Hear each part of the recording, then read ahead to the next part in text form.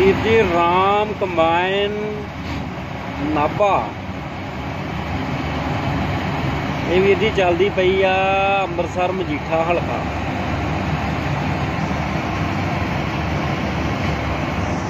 वीर जी बहुत वधिया मशीन चलन डी आ,